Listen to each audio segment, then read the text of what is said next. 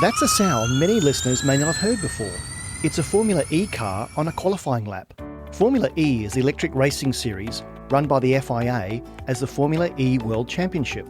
Formula E is fairly new, with the first race held in September 2014, and in 2020 the series was granted FIA World Championship status. I've partnered with Genpact, a leading professional services firm, for this special two-part podcast series around Formula E and Genpact's involvement with the Envision Racing team. I was invited to Silverstone, the home of British racing, to view firsthand the Envision Racing cars, as well as speak to one of the team drivers, Robert Frines, as well as team principal, Sylvain Philippi. Owned by leading digital energy company Envision Group, Envision Racing is one of the founding and leading outfits in the FIA Formula E World Championship. As we'll hear in this two-part series, the championship is more than just a racing series, it's a battle for the future. Formula E cars, powered by pure electricity, pave the way for the cars of tomorrow. Genpact is a principal partner of the team, and as we'll hear from Genpact's Chief Digital Officer, Sanjay Srivastava, the Genpact partnership goes way beyond their logo on the cars. With the cars being almost identical for each team due to Formula E rules, the competitive advantage comes from the work done off the track and at scale. Genpact powers many of the solutions to analyse the reams of data from the car after each race and provides actionable insights to tune the car for peak performance under race conditions. I spoke with Sanjay on site at the Envision Racing HQ at Silverstone, so let's start the podcast. Welcome to the Actionable Futurist podcast, brought to you by Genpact. Your host is international keynote speaker and actionable futurist Andrew Grill.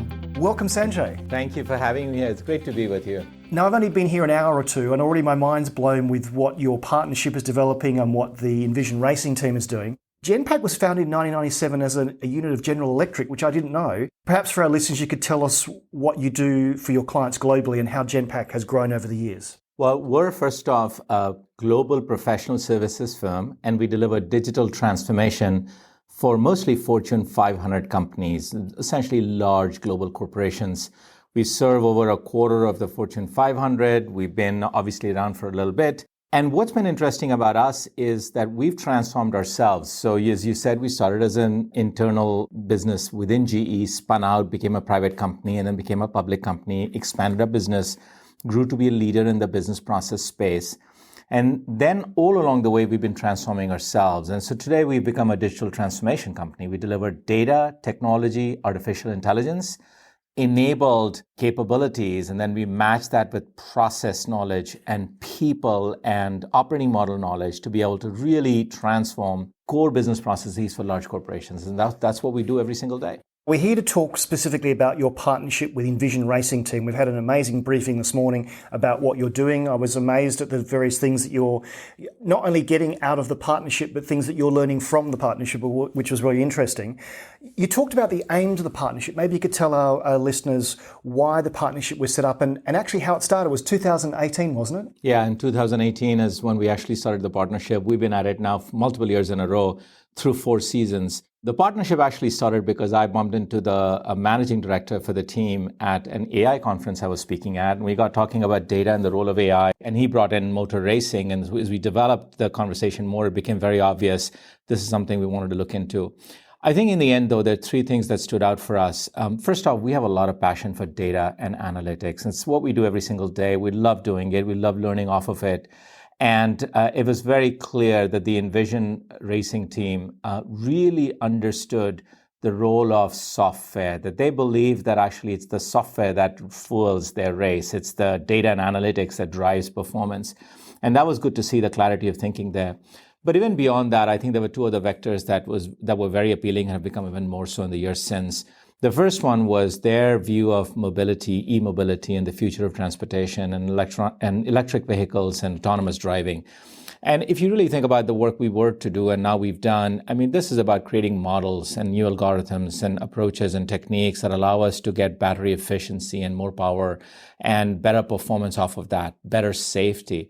And every single small little thing we do in the end adds up to a larger whole. And we believe that all of this, together with the work others are doing in the space, will eventually transform the world we live in. And we'll move towards a mobility and an e-mobility future and a vision that is much more compelling for the world we're in.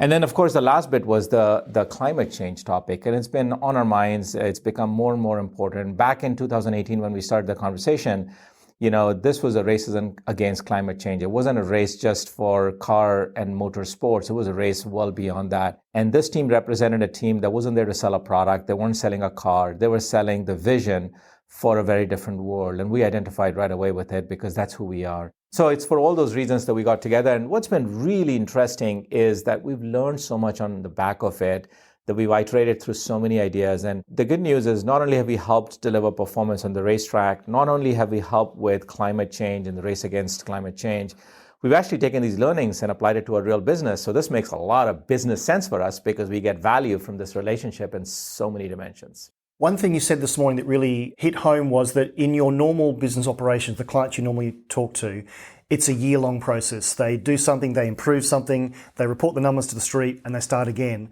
But a race is very compact. Maybe you could use that analogy between what you do with your clients and what happens on the racetrack. It's exactly right, which is if you think about it in any corporation, they're in an annual reporting cycle. They run their business on an annual basis. Budgeting mostly is done year to year. Revenue is forecasted, and then all of the different components of the business run on an annual cycle. Now that's changing a little bit, and companies are getting more agile and so forth. But for the most part, that's where the world is at.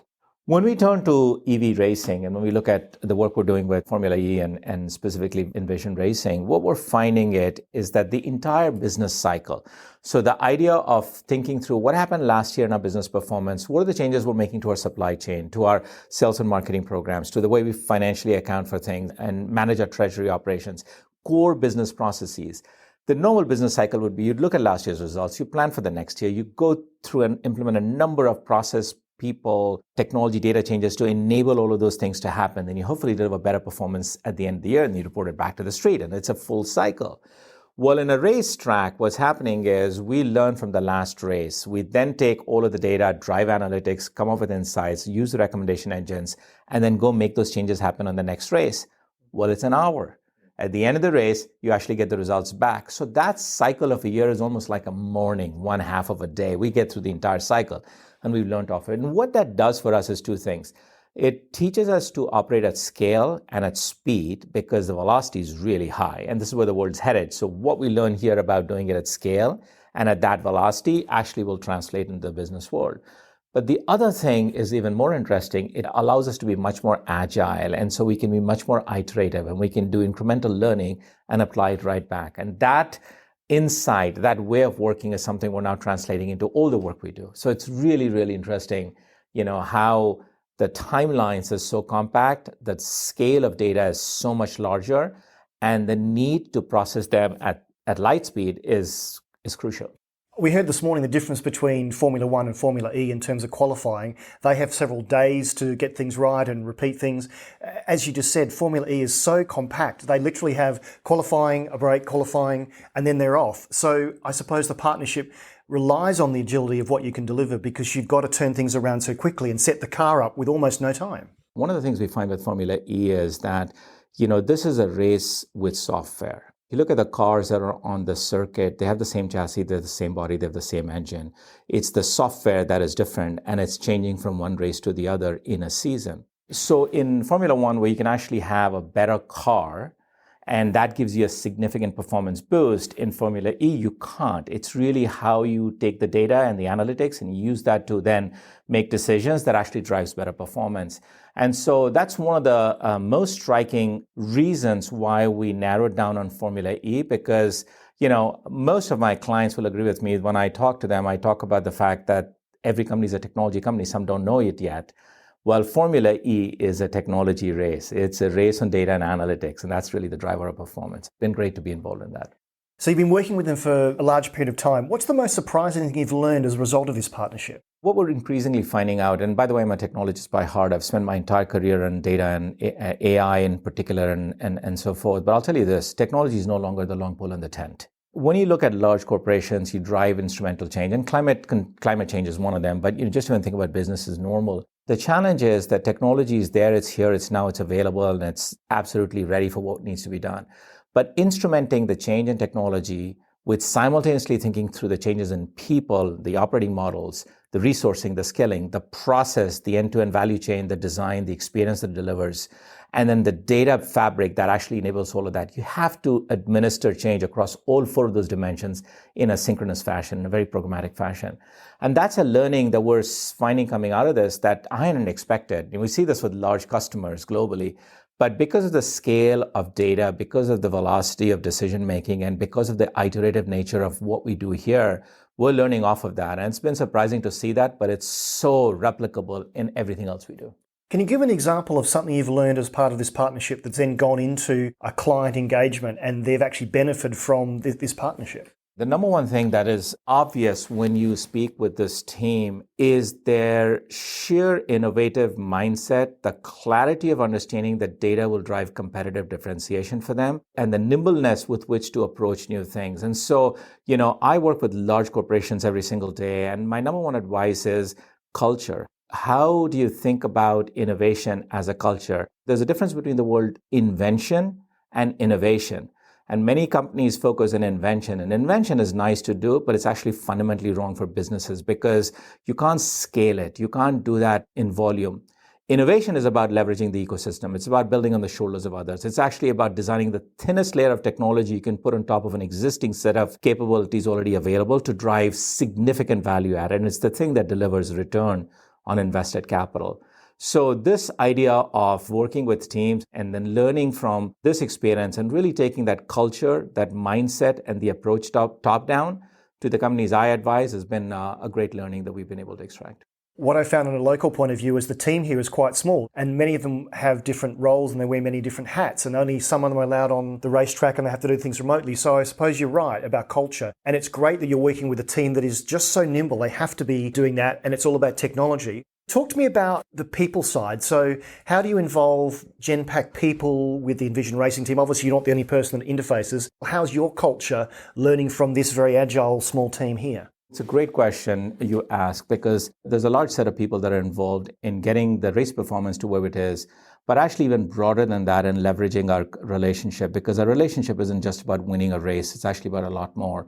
So clearly there's a team of data scientists and analytics professionals that get behind the monitors, if you will, and actually work through the data extraction, the data engineering, and the AI modeling. And that's a great set of people, and I have a lot of respect for that team. But even beyond that, as we think about the work we do together has on the future of the world we live in, and, our purpose at the company is really about the relentless pursuit of a world that works better for people. Now, I said that very quickly, but every single word in that statement was thought through very carefully and actually intensely debated. We have a community of 110,000 employees, almost as many partners and ecosystem colleagues we work very closely with. And we're all focused on actually taking a purpose-driven approach to the work we do. And so the work we do here is a lot of meaning because beyond actually delivering the performance, it has implications for climate change. And so we get involved, we take a lot of the work out, we talk to our candidates that we're interviewing, we take them and we tell them that story, and they get a sense for who we are beyond the specifics of the job they're recruiting for. We talk to our clients about it, and frankly, our clients want to get engaged in that story, and then 2 + 2 becomes 10, and those sorts of things. And so for us, this has been more about purpose, more about community engagement, more about, frankly, talent. You think about the talent war that's going on, having a larger purpose and being clear and very articulate around it is super important in actually convincing candidates that we're a great place to work. So it's really had profound implications to the company well beyond what I think has just been fantastic work on the artificial intelligence and the data side as well. We've heard a lot of talk about sensors and data today, and businesses must use all these inputs to be successful. So how do your solutions source and process the reams of data produced during a race? Artificial intelligence has a really large role to play over here because what's happening is a combination of three things. You've got a lot of data. So we're down to hundreds of telemetry inputs from the vehicle itself to all of the weather. And, we look at the track and the road surface and the coefficient friction and every single bit, right? And then, of course, the driver performance, the competitor's performance historically. And then we take all of that and design simulation programs that our drivers can actually practice and really simulate what it's going to feel like to be driving on that track, on that date, in those weather conditions against that set of competitors. The better we get at it, of course, our drivers are faster because they've kind of practiced that. Now, to do all of that, you need a ton of data. And it isn't just that you need the data, you need an infrastructure to actually process that data in a meaningful fashion. And so we've had to layer a foundation of data underneath all of this. And it's kind of the hard part of it's more of the grungy part of the work, but it's super important because if you don't get that right, you can't get the AI right. At least at scale, you can't get it right. So that's been one big piece of it. I think the second big piece of it is essentially scale and speed. And so we're talking about 1/10 of a second difference between the first and the last person in a race. I mean, think about it. It's 1/10 of a second. And then everyone is in between those two spectrums. And so when you're talking about that level of speed and you're looking at the scale at which we're trying to process the data, you need institutional, mainstream, production quality infrastructure that can ingest data, that can classify it on the fly, that can auto ML it, that can run algorithms at speed and be able to come up with results. So I think that's been the second thing. And then, of course, the third one is how do you actually make sense from the data? And so, we look at, for instance, audio conversations that are happening, and we're able to listen to the audio, convert it into text, classify that text on what's relevant and what's noise. I mean, 99% is just chatter. You don't need that, but it's the one or two specific things. Then feed it to the driver, to the engineer, and then therefore to the driver to be able to take action on it. And it's the sort of thing where if one of the other race drivers that you're racing against is going to take a turn, you get to know about it. You know about it 30 seconds late, it's too late. You can't do anything about it. You know about it a second later, you can actually do something about it. And so being able to process all of that is where the AI comes into play. And we use a lot of extraction techniques. We use natural language processing. We use voice and extraction. And then we use a lot of ML modeling to be able to simulate that. If we didn't have the data foundation and if we didn't have the AI on top, I don't think we could take the car out of the garage. I just want to break down what you just talked about, the radio analytics engine, just for our listeners. This is a very interesting thing that I hadn't really thought about. All of the radio transmissions from all the teams are open. And I asked a question this morning, why? Because of fan engagement. People want to listen to their favourite driver. And if you've watched those documentaries about Formula One, you hear all the messages coming through and sometimes they're a bit rude. But what's fascinating is, as you said, you basically listen to all those conversations and then you make sense of them. And you then say, well, do we need to let the driver know that someone's about to pit or they've got an issue? And actually speaking to one of the drivers this morning, he said they also use code words because they know that everyone's listening. What I thought was interesting, if you look back to the Enigma and the whole code breaking of Alan Turing and everything else, they were listening for one word in German and they worked out that was the start of the code. You're listening to things in real time. Yeah. You're doing speech to text. Right. You're basically presenting the data. Then something has to analyse whether that's worth worrying about or not. That's got to happen in real time. And as you say, it's got to happen before the next turn. That's exactly right. It's a fascinating piece of work. It's super interesting because it's open to anyone. As you say, anyone can listen into those channels, and it's meant to promote more engagement on the fan side. And it's actually, if you listen to it, it is a much more enjoyable experience, if you will, if you're into racing. The challenge for us is you can't do that with colleagues, with human colleagues. You need about a couple of hundred people to be able to listen to all of this and pick out the pieces and do it in real time and get it. And you still can't get it to the driver because you got to get to the garage and then the operations team and then the engineers and then over to the driver. That's just a very long loop. So you need something that can process it at scale.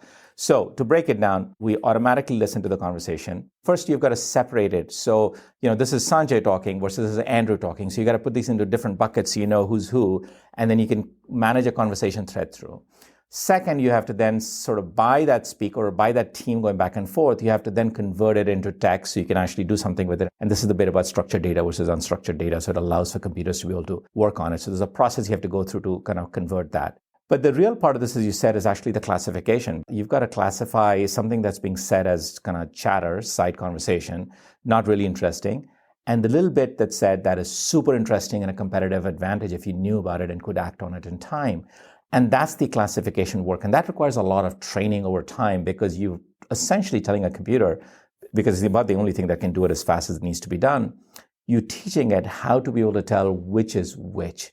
And that takes time and training and then modeling and really good data science and AI engineers. And we spent a lot of time and got that right. Almost 250,000 conversations later, the amount of training and depth that has gone in. And by the way, I must say it's in a very collaborative way with our AI engineers and Envision Racing's drivers and engineers. So you can't do that alone. You need subject matter expertise. You need people that have got their fingers dirty, and then you need people that really understand AI. And that team has together kind of cracked the code in this. And now we're at a point where we're getting massive performance boosts from being able to do that. How would you use that in a corporate environment? I've talked to a lot of people about the use of ambient voice. We all have a voice device either in our phone or at home and we talk to it. And I've been talking for a while as a futurist about ambient opportunities. So we're in a meeting room right now with permission. It could be listening to what we're saying. Talk to me about how what you developed with the radio analytics could be used in a corporate environment with permission. There's so many examples, Andrew, that come to mind. I'll start with something that's simple because it's here and now, and then we can talk about some of the things that I think coming in the future.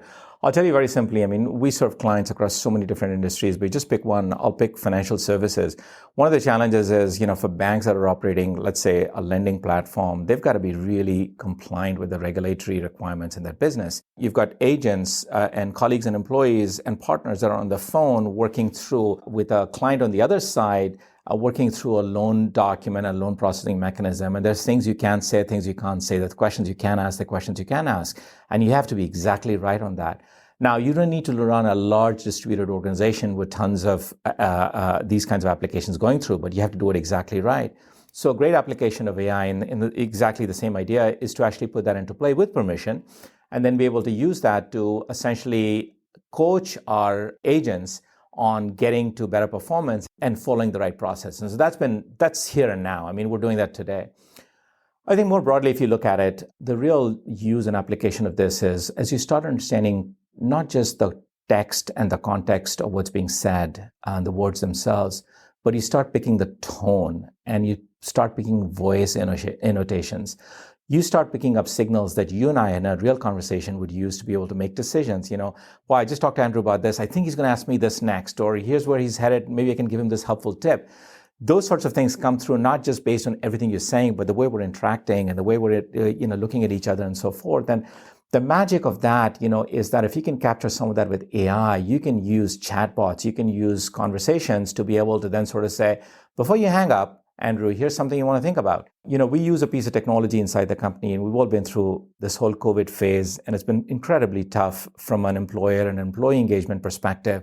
And we implemented a piece of AI technology that actually goes out and speaks by email. We tell people that it's an AI on the back end. There's a whole ethics piece to it as well. What it does is it queries people on how they're doing. And depending on what you say, I'll ask you a few more questions and we'll kind of come back and forth. Obviously, Andrew, we want to know how you're doing. But what I think we're trying to figure out is across 110,000 employees, now working in a hybrid environment, not everyone we're seeing every single day.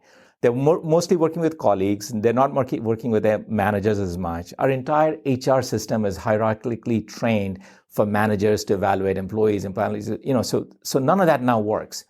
And so we use AI to figure out, where are the hotspots, where are the concerns, what are the issues, what's in people's minds. And it gives us instantaneous information to be able to sort of respond in a positive way.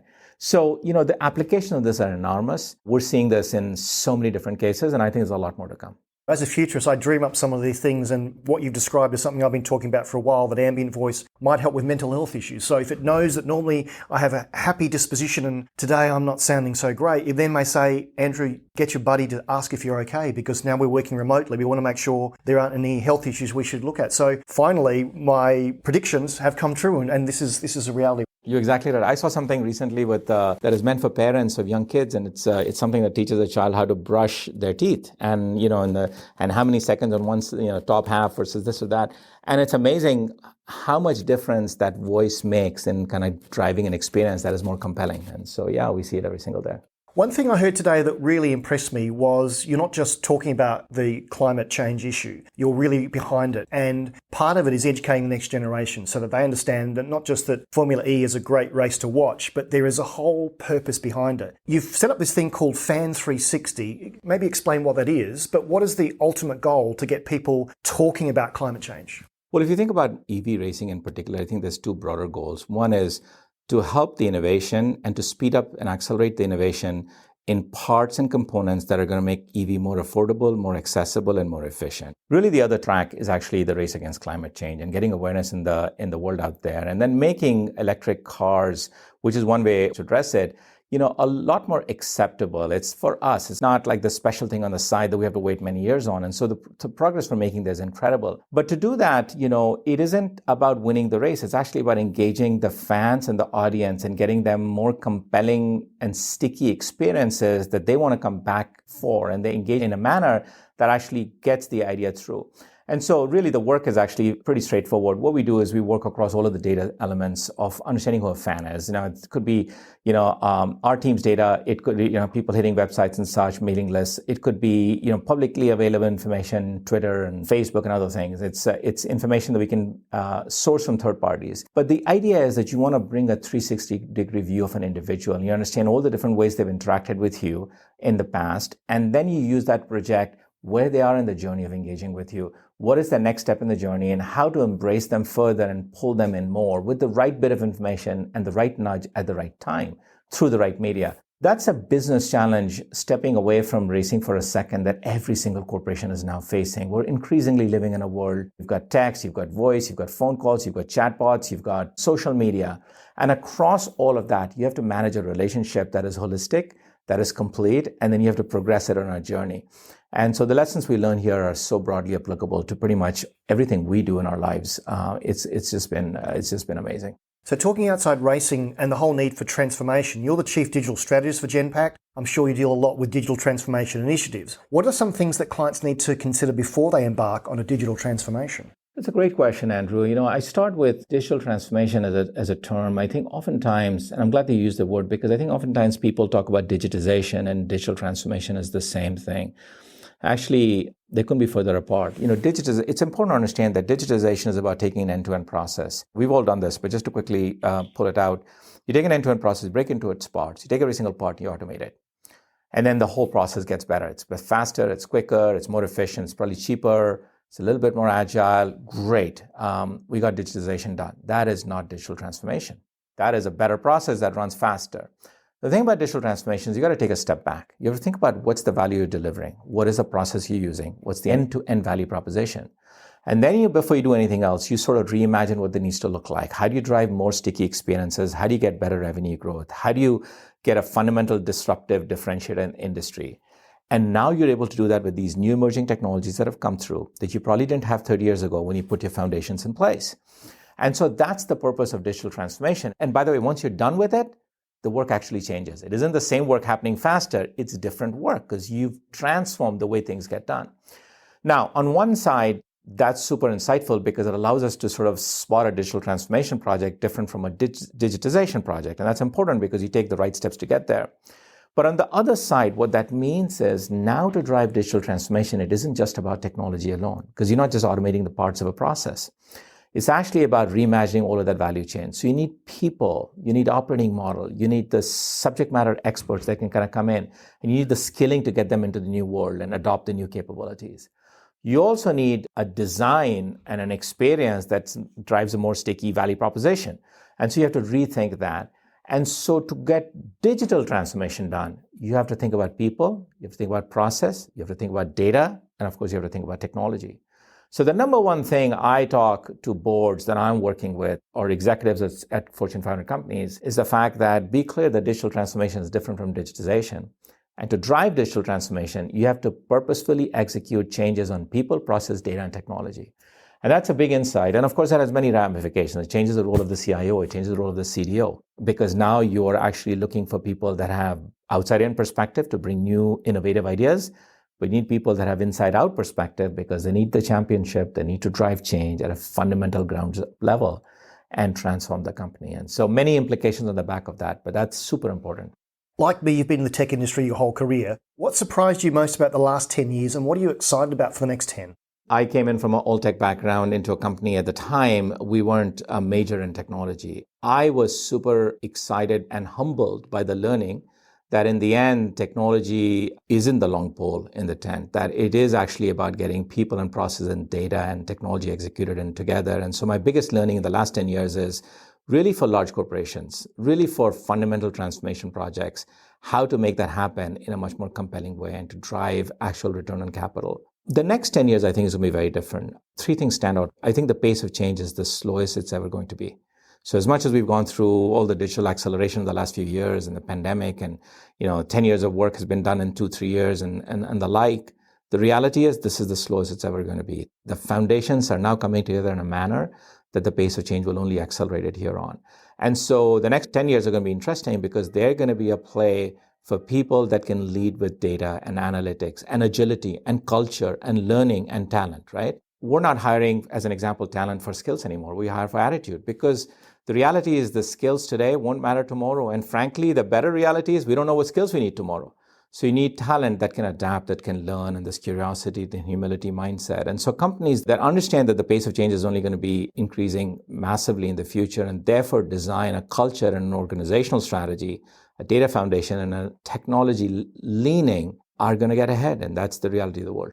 Almost out of time. Before we finish, I want to run you through my favourite part of the podcast, a quick fire round. iPhone or Android? I use an iPhone. Window or aisle? Windows. Online or in the room? Both, actually. Your biggest hope for 2022 and beyond? We get a handle on climate. What's the app you use most on your phone? Unfortunately, it's Outlook. The one thing you won't be doing again post-pandemic? Traveling as much as I did before. The best piece of advice you've ever received? I can give you a personal, I can give you a professional one. Always ask the people around you, what is the one thing they think you don't want to hear? Because the blind spots are what get you in the end. And being thoughtful about that is super important. What are you reading at the moment? I'm reading a book on Da Vinci by Isaacson. I've just started the book. Who should I invite next onto the podcast? That's a great question. You should invite my boss, Tiger Thiagarajan, on learning. He's got a great mindset around learning. I'll take you up on that. And the final quickfire question, how do you want to be remembered? I want to be remembered as a great father and a great husband. Now, is this the Actionable Futurist podcast? Can you give us 3 quick things that our audience should do today when it comes to using data to develop high-performing solutions for clients? Start thinking about a foundation. It's not going to happen without the foundation. And the foundation is easy said, hard to get done, because data is all over the place. There's tons of governance and lineage issues around it. And fundamentally give data a voice in the boardroom, right? It just needs to have its natural representation. It's in its own asset class. The second is experiment and innovate with new emerging technologies. The pace of change is significant, and the new stuff that's coming out is really a game changer. And if you don't use it, or if you don't try it, you won't get on it. And so that's the second thing. And the third one on data is ethics. It's a topic we haven't touched upon, Andrew, but data ethics, and actually more broadly, digital ethics, is a super important topic, and it's going to become more and more important in the future, because these capabilities are coming through really fast. And, as much as we want to use them, if we're not thoughtful about how we use them, we can get into a lot of trouble collectively as a system. And so invest in an ethics subcommittee. I believe that boards will end up having a digital ethics subcommittee, just like they have a compensation or an audit subcommittee. It's just going to be the part of the way we do things. And get started early, because you cannot apply ethics at the end. You can't go get the job done and say, let me just apply a layer of ethics. And so if you don't build it in the foundation, it's difficult to get it right. Last question, how can people find out more about you and your work? I'm on LinkedIn. That's probably the best way to reach me. And I'm super engaged on that forum and happy to help and advise and be part of ideas. And I'm always looking for great ideas and great connections. Sanjay, thank you so much for your time today. And thanks for having me at Silverstone. I've learned so much, and I'm even more excited now about Formula E. Thanks for coming up here, and thank you for your time. I'm delighted to also be speaking with Envision Racing team principal, Sylvain Philippi. Had a really interesting overview this morning about the team, what you're doing here, the challenges you're facing. Talk to me about how the team got started and how you personally got involved in Formula E. It's a long story, so I'll keep it short. But personally, I was involved in. I grew up in the automotive industry. Really, all my jobs were in the automotive industry in the early 2000s. But I really fell in love with the electric vehicle technology when I was in consulting, working for car manufacturers at the very beginning of their EV programs. And then I drove one of the very first Tesla Roadsters in the UK, and that really opened my mind on what electric cars could do. And then it took from there really. So I started being involved I started a startup on electric racing, and then FIA came up with the Formula E idea, and it trickled from there really. So yeah, we started this team we are one of the founding teams in Formula E. We started the company in 2013, and we started racing in 2014. It seems like an eternity away, but it's not that long ago. And since then, it's been really, really fast-paced. As you know, every year, changing the technology on the cars, and the technology is evolving so rapidly that the sport has been growing so much. And yeah, it's been really fun. I got to see one of the cars downstairs, which is a Generation 2 car, and next to it is the dear old Generation 1 that looks a bit unloved now. But talk to me about the next generation, Generation 3, what that will do on Gen 2, and what are the advances in technology that are going to help you? The main aspect of Formula E is the technical roadmap, right? For Formula E as a sport is two things, really. The first, it's a technology play, right? Like, our job is to use the motorsport engineering resources and mindset and so on to accelerate the development of this technology. So from Gen 1 to Gen 2, we had a big jump in energy density of the batteries and power and efficiency and so on. And Gen 2 that we are currently racing versus Gen 3 next year, which we are just starting testing, we are doing another huge jump in technology. So to give you an idea, the power of the car is going from 250 kilowatt to 350 kilowatt, which is obviously in percentage terms a really big jump. But what's interesting that for the first time, we are designing and racing an electric car that is lighter and smaller. So the new car will be around 60 kilograms lighter, which in motorsport terms is gigantic. It's a really huge amount of weight removed from the car. And the car will also be shorter and narrower, which is better for racing and so on. So we need to again find the cliche that an electric car has to be big and heavy and might be fast at accelerating, but so on. And we're now developing a car that is lighter and smaller than the Formula One car. 10 years ago, no one would have ever thought that possible. So that's really fun. And then the other big area of development, for that particular generation of cars is the regenerative braking. So of course, regen is a super important part of electric cars. Currently, we regen on the rear axle at 250 kilowatts. Next year, we are adding a powertrain on the front axle as well. So we have the 350 kilowatt at the back, 250 at the front, which means we will be able to regen at 600 kilowatt. That doesn't mean much for a lot of people, but it means it's probably 8 to 10 times more than already a very good electric road car in terms of regen. So much so that we are taking a brave move, and we've actually removed the rear brakes on the car. Well, we don't need brakes anymore. This brakes hard enough. So that's a glimpse into the future, right? Like if you can optimize the regen of these cars, it's all benefits really. You don't need brakes, you remove the weight from the car, you remove some complexity, and then every time you brake the car using regen, you don't waste the energy, you get that energy back in the battery. So to give you an idea, to get your head around it, in Gen 3, if you look at the total energy that the car will use to cover the race, 40% of that energy will have been created by the car itself. So that's pretty incredible. Like the car becomes its own power station, and that's really shows you what the picture looks like. And then finally, we are also creating the capability for very fast charging, because really we know mass adoption of electric cars. The cars are getting there now in terms of like really good range and price point and so on. The technology is getting there. The final piece of the jigsaw is enabling long distance travel, and that's through a few times a year, not that often, you need to fast charge on motorways. Currently, most cars can charge at 100 and something kilowatt. And the very best ones can have a peak charging rate of about 350, thanks to high voltage that was developed in Formula E 4 years ago. Next year, we have the capability to charge at 600 kilowatts, which is completely crazy. Like there's nothing like it in the real world. And again, it's a technology showcase, right? If we can do this safely and reliably, then we open up for the future this idea of charging stops that take 5 to 10 minutes to add another 100 or 200 mile range. And that completely alleviates all of the perceived issues around range of electric cars. So it's really exciting. Like really the technology is going so fast. And we are pushing it even harder by putting it in competition. I followed motorsport for years, actually worked at the Adelaide Grand Prix back in 1990. So I've seen how the Grand Prix, the Formula One, Formula E, it is used by car manufacturers, tyre manufacturers to basically make their road products better. Yeah. So talk to me, and you mentioned some of it there, how the innovations that you're developing, that your competitors are developing, will then get into the road vehicles that we're seeing on the road and will make it faster, cheaper, more efficient. That's obviously one thing you're doing. We'll talk about maybe climate change in a minute, but talk to me about the innovations on the racetrack that then get onto the road car. It's back to the main principle of Formula E. The roadmap is designed to focus our attention, resources, and so on the powertrain. So, basically in 7 years, we went from a car that was producing 150 kilowatt of power to 350 kilowatt of power.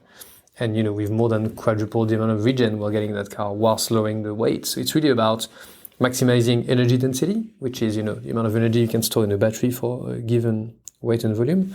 And then the power density of the powertrain. So basically a smaller, lighter, more efficient powertrain that can produce a lot of power. That's what makes an electric car better for the road, basically. Tires also come into play, of course, through the suppliers and so on, but these are the main movers. And you can see it, right? I talked about all the previous electric cars on the road up to last year, pretty much were operating on a kind of old standard of 400 volt architecture.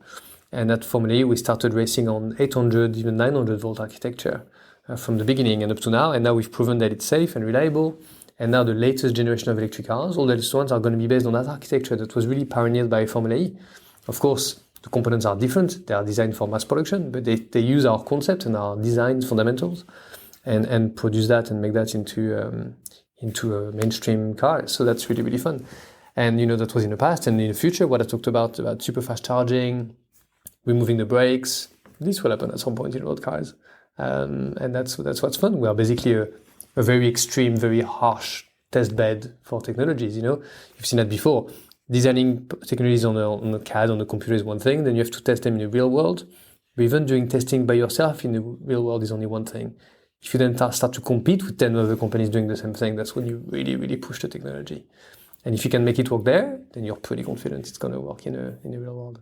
Now, you said this morning that because Formula E, many things are quite the same across all competitors, so all you've got is data analytics to make things faster and faster. Talk to me about how your partnership with Genpact really helps you become more and more competitive, and how the partnership has evolved and how it's working for you. The cars look the same because we decided not to spend any time on aerodynamics that make race cars go faster but don't make road cars go faster. So the cars look the same, so chassis and aerodynamics are the same, but all the powertrains in the cars are different. So we design our own powertrains, basically from the battery to the drive shaft. Everything is designed by us to, again, push that development. But it's one side of the story. Ultimately, we're here to win races and championships, and the car is one element of it. You have the car that I talked about. You have got the driver. Racing in Formula E is different to other race series. As a driver, you have to be very aware. You have a lot to do on the car. You have to think quite a lot because it's not just about going fast. You have to think about your energy management. There's a lot of strategy involved, so the driver is there. And then you have a third pillar, which is the rest of the team operations, the strategy, the optimization of the car, and so on. And that's entirely a data game, basically. Like, it's not new. It was already the case in motorsport. But because these cars are electric, they generate so much more data, and also the way to make these cars faster is so much more through data. Of course, we can still do the normal mechanical changes on the car that make the car go faster, but once you've done that, then a lot of the optimization is around the systems, the controls, the software of the car to make it more efficient and use the power in the right place and so on. So that's all data. And then all the strategy around, attack mode, the sporting aspect of the sport is also entirely based on data. So really, me and my team recognized a few years ago that, if we are to achieve great things, we can't do it on our own.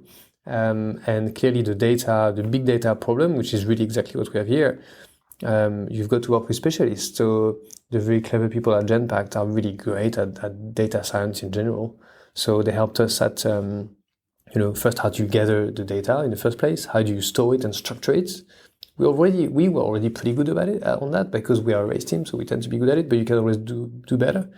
So how do you structure the data? And then, back to the change of Formula E, you have less than an hour to look at all of that data, understand it, gather insights, and then make actual decisions on the car. And you can't do that at the last minute. You have to allow time to actually implement that decision. So you're talking about a few minutes to basically do all of that. So Genpact have been helping us on how to do all of that quicker.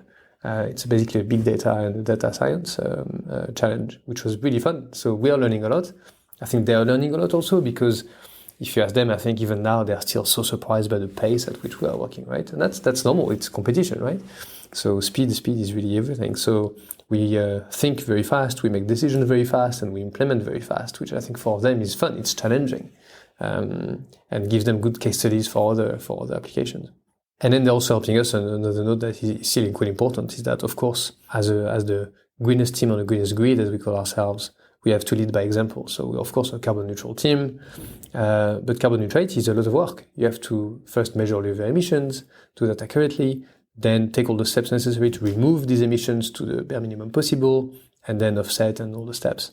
So that was very time consuming. I only have about 40 people in this team.